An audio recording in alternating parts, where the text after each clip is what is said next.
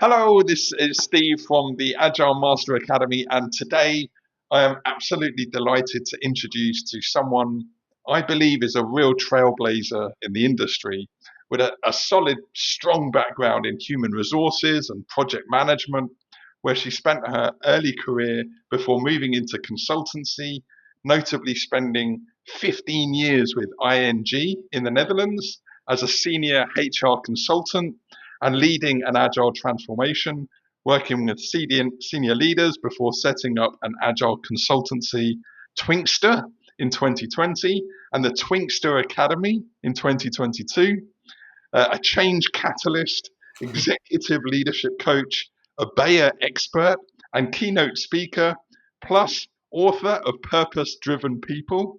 Welcome to the show, Alize Hofmeester.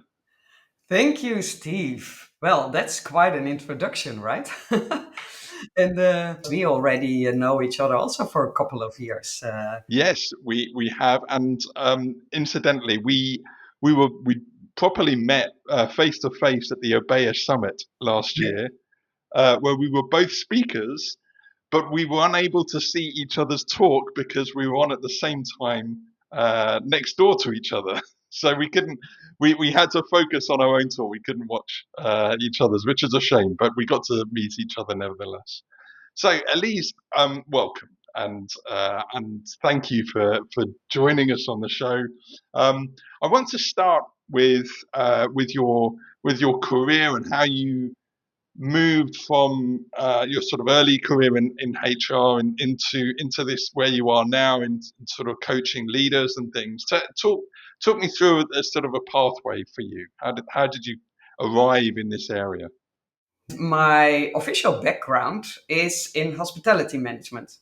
So I started to study in 1990 in Hmm. Maastricht, a school for hospitality management. And after there, I had several jobs and functions in recruitment and later on in a health and safety company as a manager. So not from HR. But that, I think, in the health and safety company, there was a pivotal moment. When I started there was a reorganization going on. So, one moment in time, I walked into the office and I had a conversation with a consultant, who was from an external company, and we started to talk about the way forward in the organization. And he had a drawing on his bureau. And I said to him, "Okay, what did you draw? What is it? What am I looking at?" And he said, "This is the new setup, the model, the operating model of the company, which I think would be a great model." And I said, "Oh, how so? And what do the people think of it?" And said, "The people think of it. We did not discuss this. And it's once in a while, it's a good idea to change from a central organization to a decentral one and vice versa." And I looked at him and I was really flabbergasted. I said, "Sorry? Is this the why of where we are going to?" And I think that was really a pivotal moment for me because I will not explain, then we talk for hours, I think, what happened after that. But you can imagine that when the message was there, the announcement in the organization, that there was a lot of resistance from the people in the organization. And you can also imagine that people say, here we go again. And that's exactly what also was my thought. And I think there was the moment for me that I thought we can do this way better and different. So there was the first spark. After leading from a manager perspective the transformation, or it was reorganization back then. We did not talk about transformations or in that sense as we do today, but it was really a reorganization. And after that, in 2007, I started working with ING within the HR department. Did not have a background in HR, but I had a lot of experience with leading people through change, and that's really related to HR, right? And in ING, I also started to study or did an extra study about strategic HR and change management. And I started there when we had the merger of Postbank ING. And that was my next big role, but then from HR perspective in transformation. That was really a transformation. And then in 2014, when I was thinking, okay, what will I do next? I got a request to be part of the transformation team at the start of the Agile transformation. There, my Agile transformation experience started in 2014, 2015. And we started at the headquarters, then the call centers, and our transformation team was there for 2 years. And we made a lot of failures and we made a lot of good things. But I think the crucial thing was that we involved the people early in the process. Yeah. So Yeah. we not, yes, we announced, the board of directors of the Netherlands announced the transformation, but there was a lot mentioned in wording like, it depends. So if questions came, then they said, it depends. We want to find Mm. out together with you. We want to Hmm. experiment if this is the way forward. And that was not something we were used to do because we said, okay, we have a process, we have a setup, we do our change management, and there we go forward.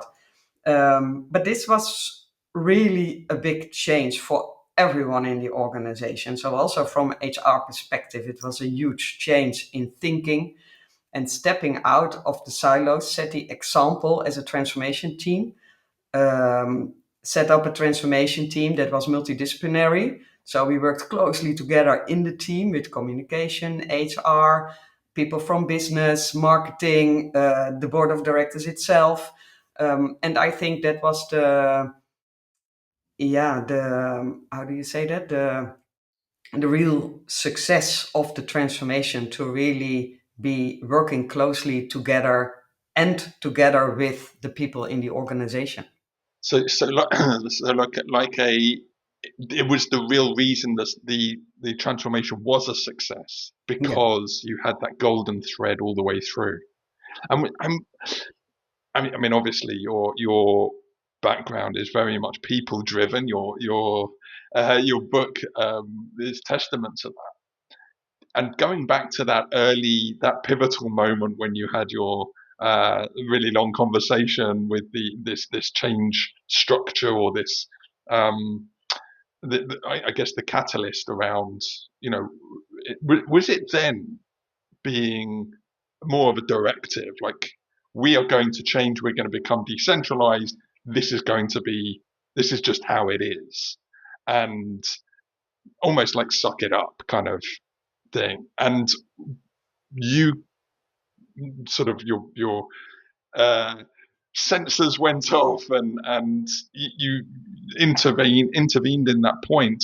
Was that for you, like realizing that actually people are at the heart of this, and so they need somebody like yourself to really drive it, right?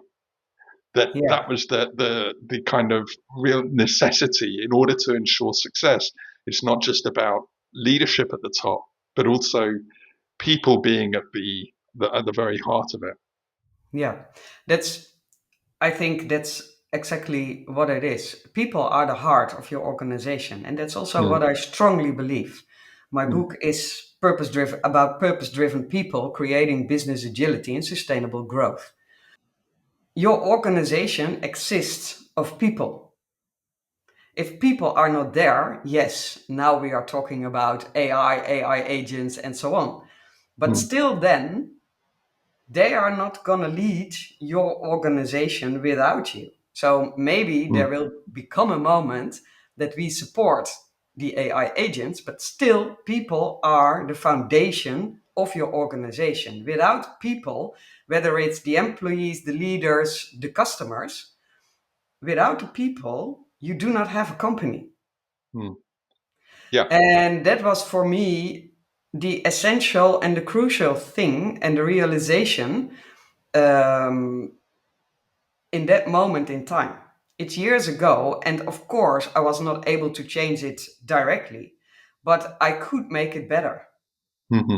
And there, I think my mission started to really start working closely together with the people, what's going on. The people at the front who are working with customers and with other stakeholders, they know what's going on. And that is something that I really liked about the transformations within ING, but also later on when I started my own company with the companies I help. If leaders realize that, then you get a far better transformation to the future, because it is a journey. You are not there from day one to day two. No, there is a journey in between, and sometimes you fall back. But if you stay closely aligned with people and aligned with your customers, then you are better able to adjust, adapt, and maybe be a step ahead. So not only responding, but being ahead of the game.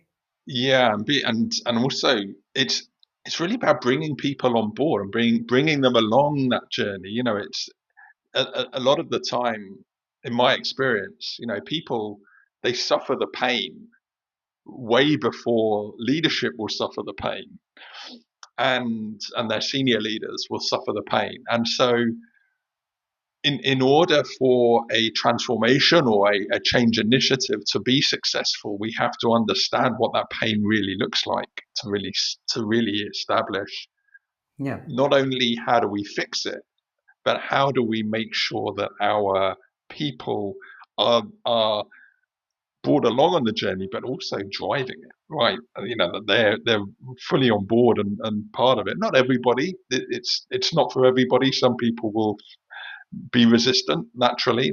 That's just, you know, human nature. But you will have people who will want to be a part of it and be involved.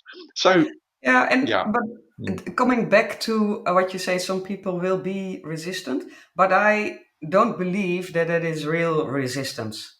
Yeah. People have a background like you and me. We are Mm. working already for years, Lots and of years for me. lots of years. So we have certain experiences, like what the people said back then in the health and safety company. They said, Mm. "Oh, here we go again." Yeah. And that means not only resistance, but they have an experience from the years before and they see what is happening and they Mm. do not believe in it. They So, don't as trust it. leaders, and trust it that it's Yeah. going the right way now. So, they Mm. will wait and see. But Mm. if you can change that, so it's not resistance, but if you say, okay, what do you mean with that? Here we go again. And Yeah. really listen to what they have to say. Mm. I think Yeah. then the resistance is an opportunity. And Hmm. then you can change and can bring people along in your journey. But Mm. then you need to take time for that. And that is something that most people, leaders, organizations do not do. They don't take the time to really listen to what is going on the floors, what people feel, what people face. Resistance starts the moment that you have an announcement. Mm. And the announcement itself is not the only thing they resist to, but it can be just the thing that makes everything what is already going on in our lives explode. Yeah, and it may be even before the announcement because rumors will start, and the messaging Absolutely. needs to be really clear, Yeah, and the tone and the support, the offer of support. yeah, You know, yeah, so I've got two questions on this theme because it's a big passion of mine as well. We share that. yeah. The first is why why is it that it, this the people are not necessarily considered at the heart, or maybe they are, but not given the right level of support, um, and that messaging isn't clear. That we've got a real gap between what is, you know, going back to your health and safety company, that it's seen as forced upon change rather than a collective change, if that makes sense. Like we're in this together, we're driving together. and that people are on board, and we've got a support mechanism all the way through. Why is it that that doesn't always happen, do you think? So that's question one. And the second question, so the second question is, do you see yourself as that linkage between the people and a sort of leadership or senior leadership team? Are you that? Do you see that that's there? Perhaps a third is that what is the real need here? That we need to have people like yourself as a representing the people, I suppose. What do you think? Yeah, that are two really great questions. And I would say we need to stop wanting to be perfect. Why do I say that? Because most leaders grow from a job they grow to the next step, they have a career, they start to become a manager, they start to become a leader in the organization, and maybe to CIO, CEO, etc. And the more you reach the top of that organization, the more leaders think they need to be perfect and have the answers. And why do I say that? I will give you an example. I was leading in the first year of setting up my consultancy. I was helping an organization to set up their agile transformation. They wanted to go agile, like they said themselves. And they also faced a problem with, okay, we do not really have our strategy sharp. So can you help us with that? And there we started first. It was during COVID. So we started first with putting everything on a whiteboard and in Miro. And they were Mm-hmm. not really used to do that. So we started with, they had a great purpose. So that was not Mm-hmm. the issue. They had the strategy. That was also pretty much clear. Great story, really something you could believe in. What you Mm-hmm. thought, okay, this is helping us forward. But then it became difficult because what initiatives should we work on first to move towards that strategy, to move towards our new organization, our new way of working? How can we be successful in our transformation? So there were two things that were difficult. It was, how do we measure success? When Mm-hmm. are we successful? And what initiatives should lead to that success? And I saw it and I thought, okay, I step back. Let them experience how it feels and why they face their struggles. And then one moment in time, the manager or the CEO of that company said, Alize, why is it so hard for us to make this clear? Why are we struggling to really set the next steps? And everyone looked at me in the camera and I said, okay, do I need to explain or do you need know the answer yourself? Because I think you know. Mm-hmm. We took a break, we came back, and the CEO said, I know what the problem is. We just do not have enough information from our people and from our customers. The landscape is changing. It was COVID, and they had a huge role in setting up the test, etc., for the COVID test. And then I said, okay, but what do you want to do about it? Because it's not that difficult, I think, to understand better what the step forward is. And so the next steps were to set up a meeting and they invited everyone online and they shared their story. Very vulnerable and very honest. What the problem was, what they faced, their struggles. And then they said, because every leader of the team shared their story, their personal story, because it was different for everyone. And there the CEO also said, we have huge solutions to take. We have a problem here. And we have to make decisions. And we don't want to do that on our own. We want to do that together with you because you are important for us and for our organization. The question is, what do you want? Mm. Hmm. And What do then you we need? were Mm. silent. Hmm. Everyone thought, I don't know what they thought, but I saw their faces. And then one moment in time, one of the engineers said, I have some ideas. Can we set up a session for that? Or can we talk with each other? Can we do a hackathon or whatever? But I have some solutions where we can maybe start with and what we see in the hospitals and in the field.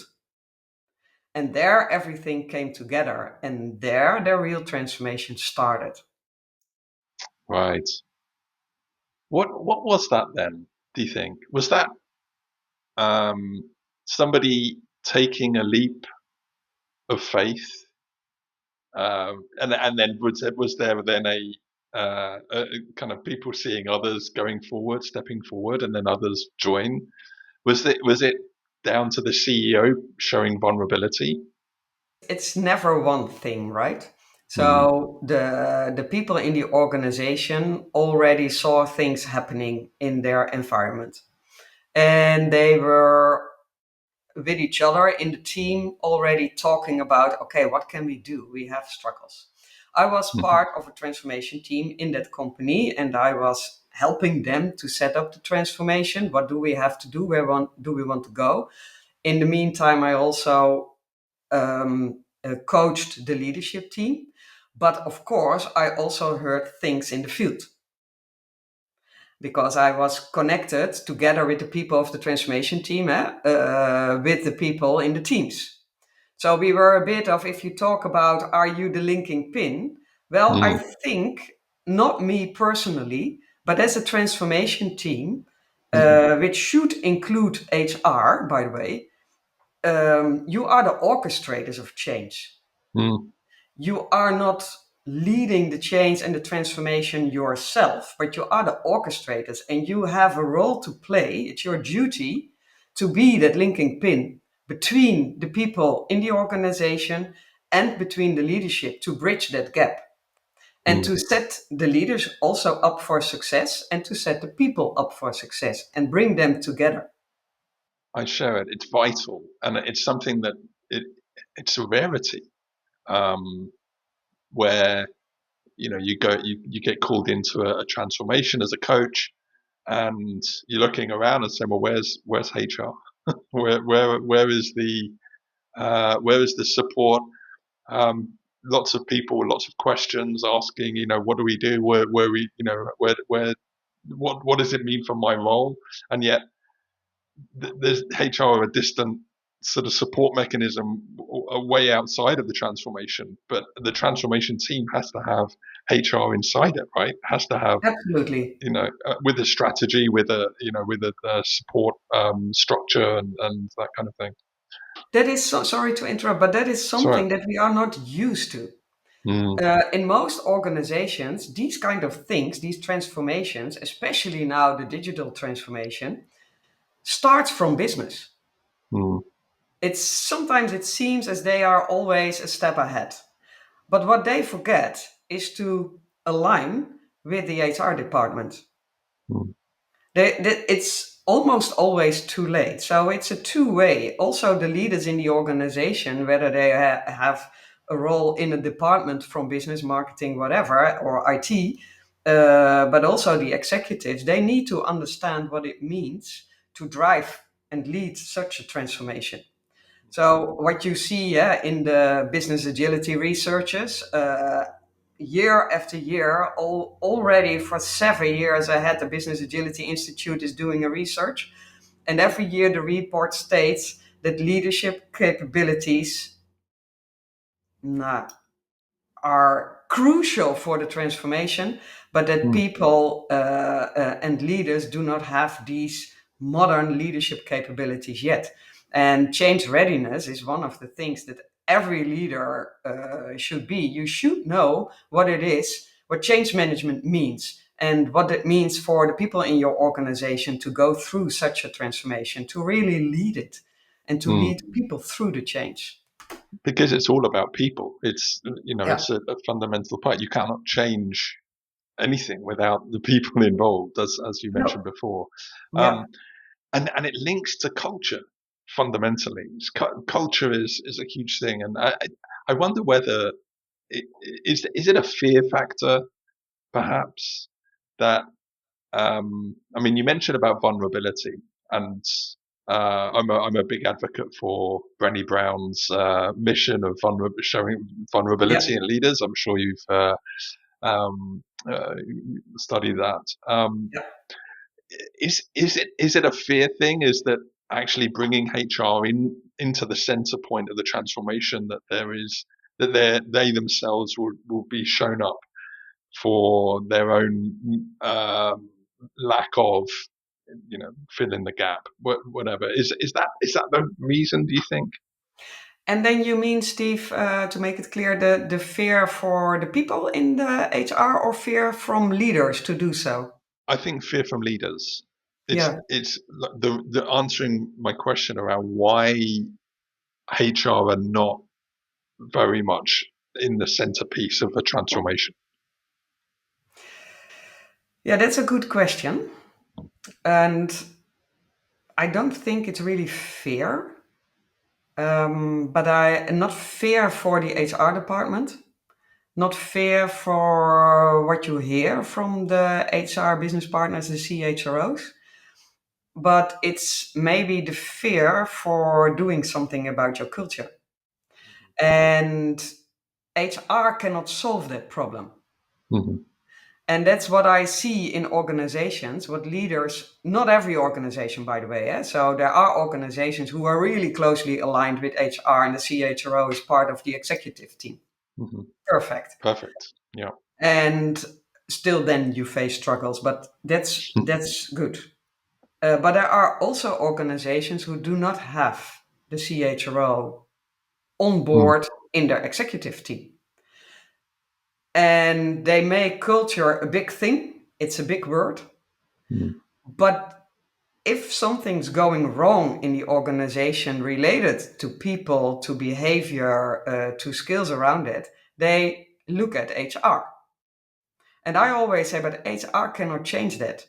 Mm. Leaders are the first to be able to change it because they have the connection with the people in their team, Mm-hmm. but they fear to have the right conversations. They think that a system or an HR department can solve that problem, but that's not true. They need to look at themselves and to understand, okay, I have a role to play. Yes, and but it is. I mean, this is a fascinating insight. I- Is is it because so part of the role of HR then is it to bridge that gap to non to known knowns, to want of a better of a phrase, is that they sort of known unknowns. They know that they have a gap, and that HR's role then is to help. If you're a leader of a department or a team, to that HR's role is to sort of ensure that that leader will have a the knowledge and skills to be able um, to sort of to support the team and change behavior, change culture, and these kind of things. Yeah. So, like you say, HR doesn't actually, it isn't the driving force behind that change. It's to provide the tools. Yeah, the tools, but also the trainings, the programs, the coaching, Yes, the yes. mentoring, Mm, so people understand what is necessary. That's absolutely something HR can support with, and not only can, but have to. mhm, And we also have to ask different questions. So, if, for instance, organizations have a lot of projects, and more projects are, of course, and the success is related to how people use it. So, for mm, instance, an easy or easy, but changing your performance system.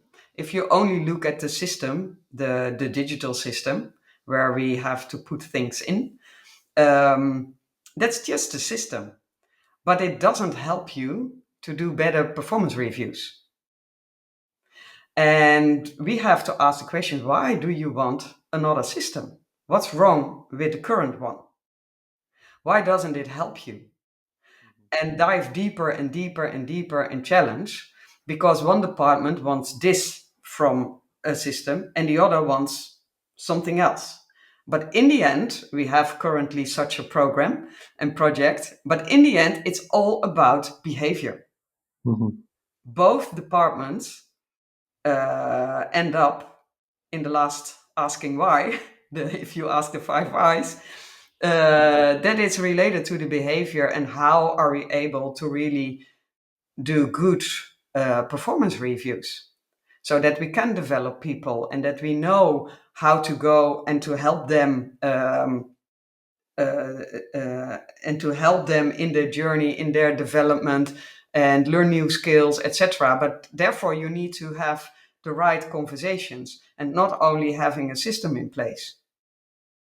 And that's, I think, the role of HR. This is just an example, but the role of HR is really about bridging also those gaps and then facilitating how to continue the journey.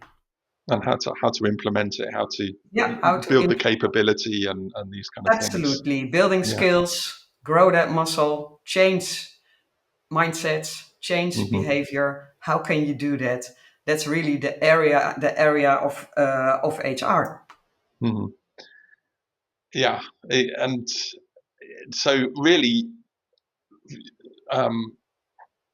in order to ensure that a transformation is successful, it's absolutely pivotal to have representation, to have this transformation unit with HR involved from the outset. I just want to change gears slightly, Okay. if I may, and I want to talk about your book because you mentioned it a couple of times, and I just want to get a bit of an insight for the listeners as to the purpose behind the book, the experience of writing the book as well, and how has it been for you in terms of being an author and that kind of thing. Yeah, it never started with I do want to write a book, Mm. never. But during the transformation, the agile transformation, the first one in 2015 and the years after that, I started to write down. I traveled by train from home to my work and vice versa. And there were so much things going on. Oh, they were also new for me. So it's something we did not do before. So you don't have the answers, right? It's unknown. And I started to write down things to clear my head and to structure, etc. And then one moment in time, that was in 2017, after 2 years of the transformation in the Netherlands, our team was ready with leading the transformation. So we embedded it in the organization, and leaders and employees brought it further. Then I got a new job within HR and a lead role, and it was really great. And everyone congratulated me with it, and I said, okay, thank you. And I started, but something felt off.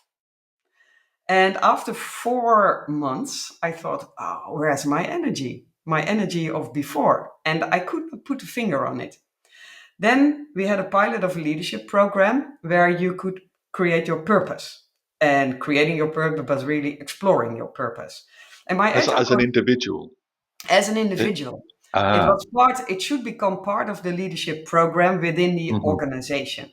And I was part of the start of the pilot and exploring that purpose. So I went there with 20 other colleagues, and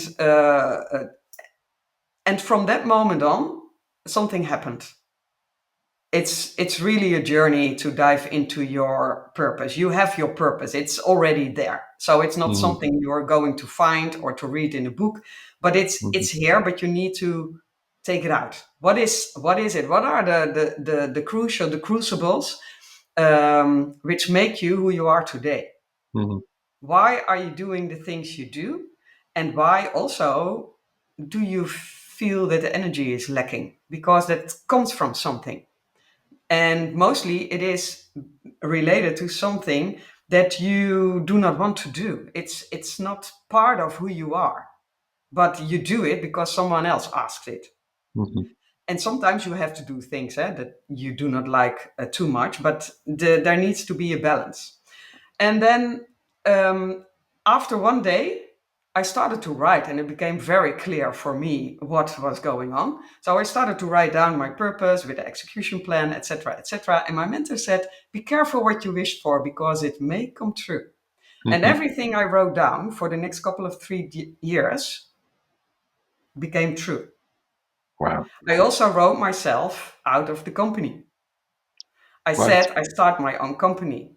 I want to write down what I experienced so I can help others to do the same, or to do the same, but to learn from it. Not from a consultancy perspective, but from really someone who was with the boot on the ground. It's deeper. It's deeper than that. And Yeah, was this?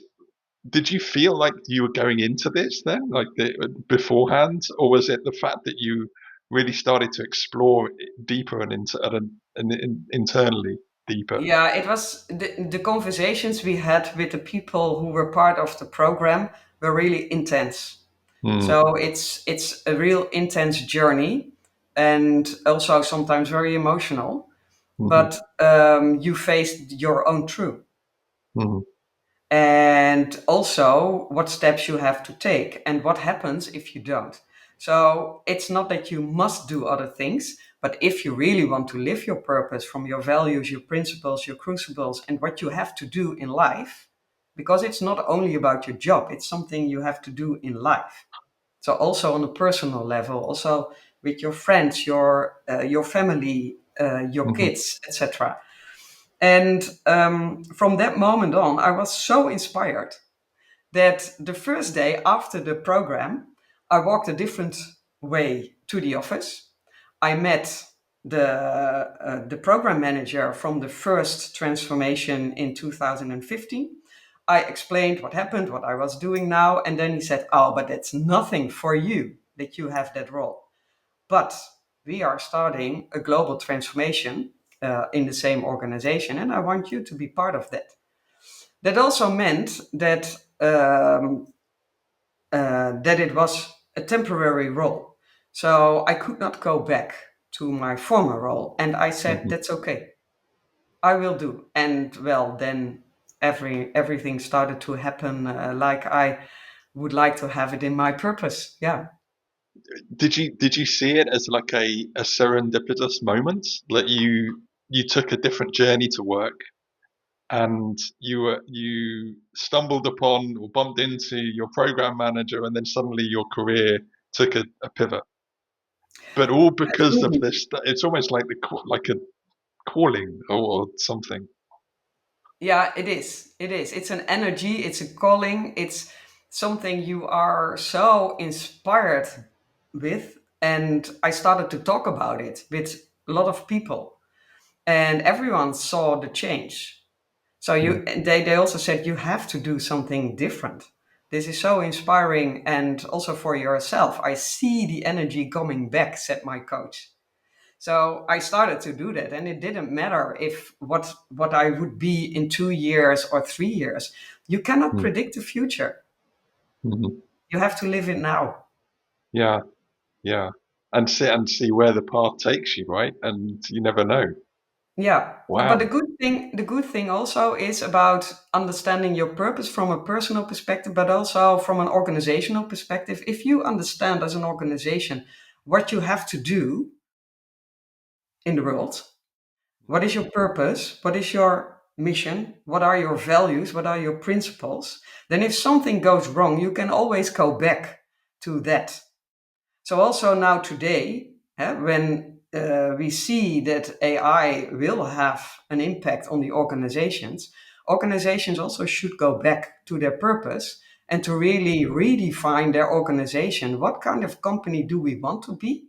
And how can then the new tech help us to stay true to our purpose? Or maybe your company will not exist anymore and you build another one. Could also, In its current guise, it might not exist, and it's using AI to become an enabler rather than a disruptor, which is what it could very easily become. yeah. Fascinating. So for you, then setting up your company, Twinxter. Did I pronounce that right, Yeah, yeah, Twinxter? yeah, very good, very good. I love the name. It's like we have a chocolate bar called Twix, so it's very similar.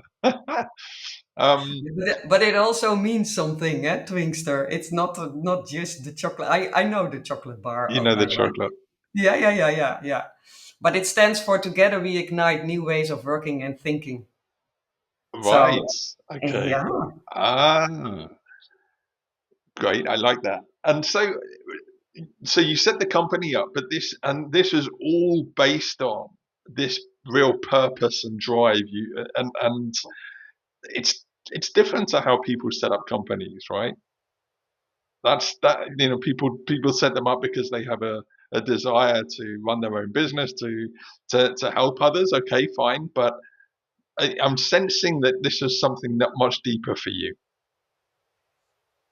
Yeah, because I experienced in the last 2 years that I worked in the global transformation. Mm, I also went to all kind of conferences and was also related to Agile People and the Business Agility Institute and so on, and the Agile Business Consortium. And mm, I met all kind of people from HR, executives, etc., and they were struggling with the same as what we struggled with. So they asked me, can you help us? Because you mm. have the experience in the field, not Yeah, just only from consultancy perspective, but really you experienced it you've lived yourself. and breathed it, right? You lived it. Yeah. Mm, And that's also when I thought, okay, maybe now the moment is right. After the 2 years, also helping the organization globally, mm, it was also a bit of a moment that we set up things in all kind of countries, and it was almost ready also for our team. We already spent more time, not 1 year but 2 years. And then mm, I thought maybe this is the right moment to change and to set up Twinxter. So yeah, and to help other companies also in their journey. And every journey is different. But mm. yeah, that's really the purpose. It was already written down, but not exactly when. And that's And where that you sort was, of structured it and got it into yeah, place. yeah, Um, exactly. I, I want to talk about Obeya because you are, as I mentioned before, we met at the Obeya Summit. We both share a great passion for it. Um, a couple of things. First of all, what is it? Because there will be people here who've probably never heard of it before. I love it. I think it's an amazing initiative, or framework, shall we say? But also, how did you get into it? What was the area through ING, I believe? But how was it for you? And what has been the where do you sort of see it right now and functioning right now for you? Yeah. Well, my first experience with Obeya, and Obeya, by the way, is Japanese for big room. So Mhm. that's not that difficult, right? And but there is a whole philosophy behind it, and I cannot explain that now at all because then we need a whole day, I think. Yes. But my first experience with it, and by the way, it was not called Obeya back then, was also in that agile transformation. We started to put everything on the wall. So brown papers, our strategy of the transformation, what was also, of course, the roadmap, but things changed every week. So we started also to work in the transformation team in sprints and planned for a week ahead. And sometimes we had to adjust. Of course, we had an idea where to go, but we were able and better able by working in sprints to adjust along the way. But it was so much that we thought, and our agile coach said, why don't you make it visible on the wall? And there I started to work with it, and it was a real eye-opener for me because we had a great overview, we had better communication in the team, we saw what was done, but also where did we struggle with? What happened if someone was not joining or was sick? How could we take over? And where did we need other expertise? So we started very basic. And later on, in the journey itself, in the organization itself, we had to set up a governance. So how would we visualize that? And there we started to work with the Obeya, and the people who brought it further of the Obeya Association also worked within ING. So everyone who were the first starters with it, they started there. Who I know, so they started there. And what it helped me personally a lot. It helped me or our team, the transformation team. And one moment in time, also our executives, every time they changed their thinking, and they said, okay, but maybe we can shorten this, but not really understanding what the impact was for us. For instance, we had all kinds of pizza sessions organized to work on the values and the behavioral part of our function profiles and the new behavior we wanted to see. So a lot of people were involved in those pizza sessions, but we also had a recruitment process. And then suddenly one of the executives said, okay, but can we shorten the recruitment process so that we can give the people feedback earlier in process before the holidays? And we said, okay, yes, we can do so, but let me show you what the impact is on the other topics we have. And I invited her in our Obeya. It was not really the Obeya, but in our room.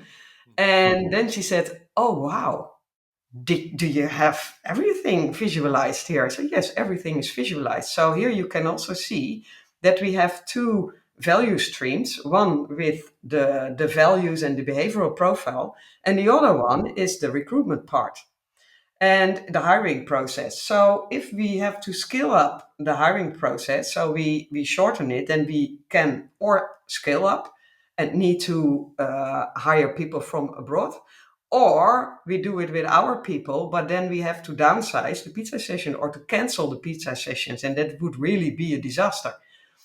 And that's where they also saw the benefits of showing it this way. Because they can see the impact. They can see the impact. Right.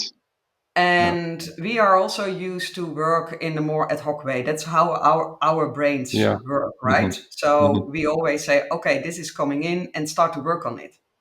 Instead of first diving in, okay, but what is really the problem? What problem do we want to solve? And who benefits from the solution? Yeah. I link it to the a team of detectives investigating a murder. If you have all of the information on a wall, it helps you to think much clearer because you can see how everything pins together. So it's really powerful, and it's live. It's a live organism, isn't it? You can see just exactly how everything functions. Yeah, it's also because sometimes people ask me, but is it not that you just put a presentation on the wall? And I say, no, if that would be the case, then you are playing theater. Yes. Because yes, there are organizations who do that, but that's not what it is about. It's about a space where people come together, collaborate on what is necessary, plan together, decide on what we should do and what we should not do, or what comes first, because it doesn't mean that if you have 8 projects or 8 initiatives, that you should work on everything at the same time. Sometimes you cannot work on everything at the same time, but it doesn't also not mean that they fell off the table. Hmm. No, you prioritize them in a different way. Exactly. And then Range it. by doing having it visual, you can see where it all ties Yeah, in. yeah, Um, absolutely. It's a mirror. I always explain it's a mirror of your organization. It's a mirror of yeah. your department. So you immediately see what is there, but Hmm. it's also very interesting to see what is not there. Yeah. So yeah, exactly. And it enables the conversations to happen, right? You've got the different functions, different teams, all working together to actually map it all out or identify where the gaps are. So, how does someone get into Obeya? What is the starting point, or what would be a good way for people to to sort of start exploring it and figuring it out? Well, I think it would be a good thing to read about it first, but Hmm. you need to understand to working with the Obeya, there's a philosophy behind it, what I already mentioned before. There are principles behind it and values. So you first need to understand what that means and how this then can work for your organization. Hmm. So, what is the problem you want to solve? Can I find it in the principles, in the principles of the Obeya? And where can I start then first? And really diving into that, doing the Obeya fundamentals, what I mostly say, based Hmm. on that, and understand, have the conversations with your team about those principles. So not only reading them, but also understanding if you and I are a team. So Hmm. what do you understand about mindset and purpose, etc. What go through all the principles and find out which principles, which part you want to work on first. Hmm. And based on that, you can draft your first setup of the Obeya. Because that's different for every department. It's some departments really work on change initiatives, but if you have an operational team or department, you have other things to do. Hmm. So the Yeah, setup of the Obeya should also be different. should be different. Yeah. What would you say to people who are spread out in different areas? Because the Obeya really works in a live room, physical room where you can just really see what's going on. But that's not always possible uh, for for teams, for organisations. How would you how would you overcome that? Well, we can also go online. Yes. So there are also organizations who do not have an office Hmm. and they work totally online, fully online. Yeah. And you can start working. If you are experimenting with it, I would not buy a real expensive system. Hmm. So then I would easy start with, for instance, Mural or Miro. You Hmm. can create a setup. Well, I mostly help the organizations and the teams with that and take it from there. And if you then think, okay, this is really working for us, then there are all kind of other digital solutions where you have the feeling that you are there standing in the room.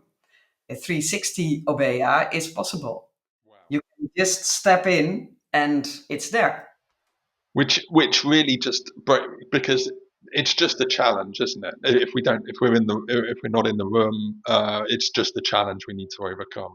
Um, we are we almost at time, Lisa, and it's been lovely to talk to you. I just have one more question because just linking with Obeya really is how you see the future of organizational, well, say agile transformation or agile implementation. But let's link it with Obeya because Obeya is very much still in its infancy and how do you see it evolving? How do you see agile becoming, into the future? How do you see organizations needing things like Obeya from your perspective? Well, first of all, I always say creating or agile or creating agility is not about systems. The Hmm. systems and the tools needs to facilitate that you create agility. Today, we need Hmm. agility. It's a must. We hear a lot in our environment that agile is dead and so on, but that's Yes. not the case. Yeah. I think if you say that as an organization or as a leadership team, then you do not understand what it is. Hmm. It's not the doing, but it's about the being. It's about your behavior, it's about your mindset and the capabilities of your system to Hmm. really come into a flow and stay a step ahead, following your purpose and know what to do when something is changing. And I think the working with the Obeya, the space you create, a safe space where people can speak up, can collaborate together with you because it's making use of the collective intelligence of all people. They know what is going on. You do not always have the right answer. Other people also have answers and pick the best and try to experiment with that. And experimentation becomes more and more crucial. We see that now also experimenting with AI. What is it? How can it help us? What problem are we solving together? Hmm. Experiment with it, create that environment. And the Obeya creates that environment. And as everything is uncertain, we do not know what is coming in a year or two, but we can predict how we work together. So when you set up the Obeya and your heartbeat, your rhythm, how you work together, then that is predictable for people. We know where to go to. We know with whom we can solve our problems. What Hmm. the answer is, we don't know yet. But that is something we need to experiment. And therefore, you have to create that mindset, that agility mindset in your organization. And if you are able to do so, yes, the Obeya can help you with that. But it's, again, a people thing. And if you've got like a scrum master or an agile coach who are very much at team level, Obeya can still help them, right?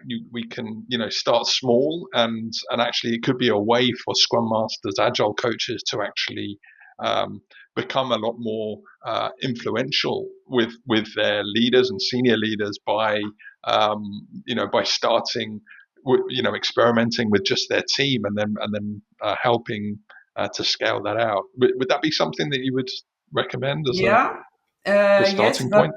but the Obeya is we can work with visual management on team level, Hmm. but I would not call it then an Obeya Right, because the right. Obeya is really also about aligning from purpose to strategy to Hmm. execution and having the data, etc., to steer and give direction. So it needs to come from team level to department level. Yes, as a department, you can really work with an Obeya, Hmm. but it's a bit about naming. But the Obeya gives you also insight in how the system functions. Hmm. So it's a systems thing, and So, it gives you really that insight to connect those Obeya. So, because if you have everywhere an Obeya, then I don't know. It needs to come. It needs to come together. And on department level, I would say yes. On team level, that's the execution level. yes, So the yes. execution level, what you work on in the team, needs to be visible also in the Obeya on a higher level. So it links all together and fundamentally, but Absolutely. that's where the Scrum Master Agile coach can be Yes, useful, is by supporting that implementation. Yeah. absolutely, absolutely. Yeah, and I sometimes I see that organizations say, "Okay, we started with agile coaches, and now we think we can do it ourselves." Yes. That's fine, but I think that you always need people who have those skills, who can coach the team, who are objective, who Hmm. can take a step outside the team and see what is going on.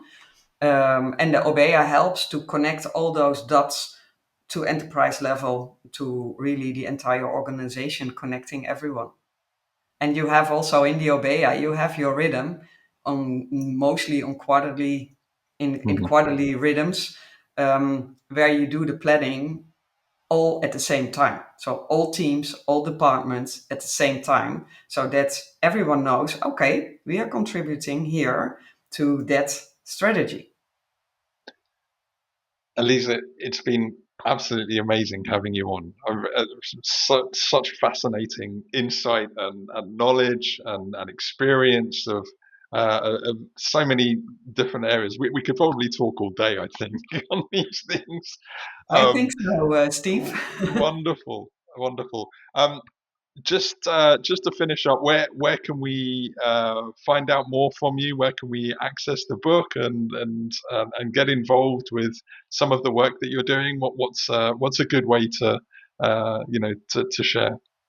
Yeah, of course, our website, twinxter.com, with an X, by the way, Mhm, Twinxter. mhm. And I have my profile on LinkedIn, so people can follow me on LinkedIn.